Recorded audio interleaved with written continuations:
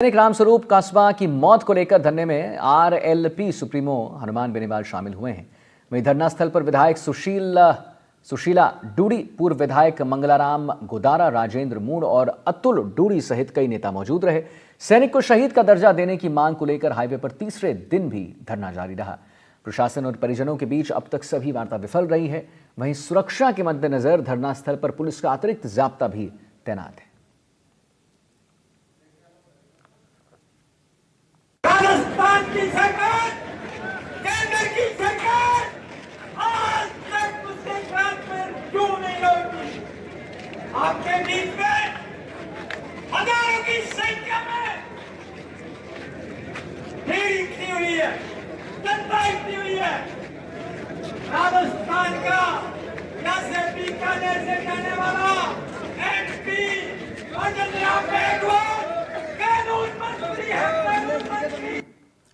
और नासिर जैदी हमारे संवाददाता जुड़ गए हैं इसी खबर पर लाइव हमारे साथ और जानकारी के साथ। तो नासिर साहब, क्या बात हुई है? अभी हनुमान बेनीवाल जी भी जो थे उन्होंने रक्षा मंत्री से भी बात की थी, ट्वीट भी किया था इस मामले को लेकर।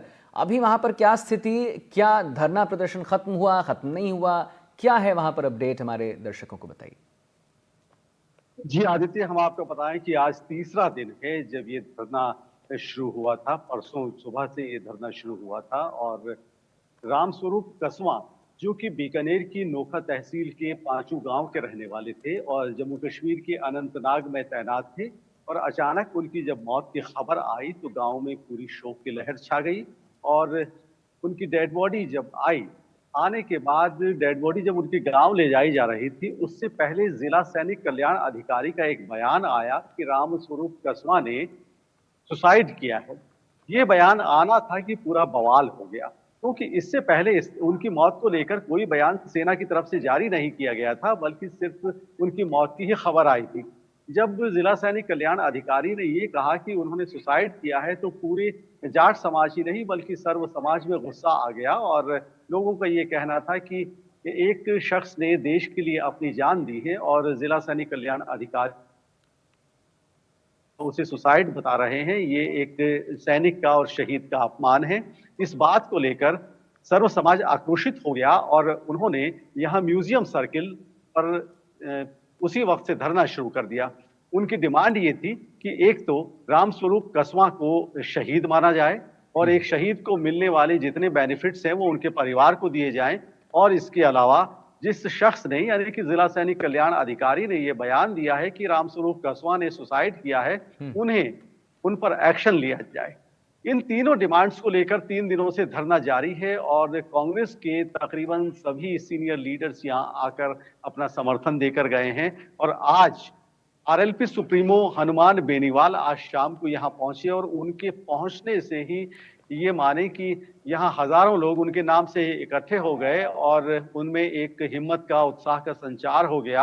और हनुमान बेनीवाल ने भी अपने जोशो खरोश के साथ पूरा इस धरने को समर्थन दिया और उनका ये कहना था कि एक शख्स जो देश के लिए अपनी जान देता है उसे आत्महत्या बताना ये तमाम शहीदों का अपमान है, सेना का अपमान है। उनका ये भी कहना था कि अगर बीमारी से किसी सैनिक की डेथ हो जाती है तो उसे शहीद माना जाता है, अगर राइफल साफ करते वक्त अगर गोली चल जाए तो उसे शहीद माना जाता है। लेकिन एक शख्स जो अनंतनाग में तैनात है, कश्मीर वैसे भी बड़ा सेंसिटिव इलाका है, वहां पर रामस्वरूप कस्वां तैनात थे और उनकी जब मौत हो गई और उन्हें सुसाइड बताया जा रहा है, ये पूरे देश का अपमान है। तो उन्होंने डिमांड की है कि एक तो उस शख्स के खिलाफ यानी कि जिला सैनिक कल्याण अधिकारी के खिलाफ सख्त एक्शन लिया जाए।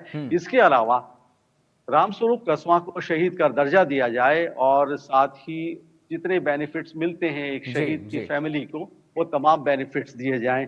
उन्होंने ये कहा कि मेरा पूरा समर्थन है और उन्होंने कई और बातें भी कही। उन्होंने ये कहा कि सरकार एक तरफ अग्निवीर योजना लेके आती है और बाद में जब विरोध होता है तो वो उन्हें पेंशन देने की बात करती है। इस तरह की भी बात की। जी आदित्य। ठीक है नासिर साहब, बहुत बहुत धन्यवाद महत्वपूर्ण जानकारी देने के लिए।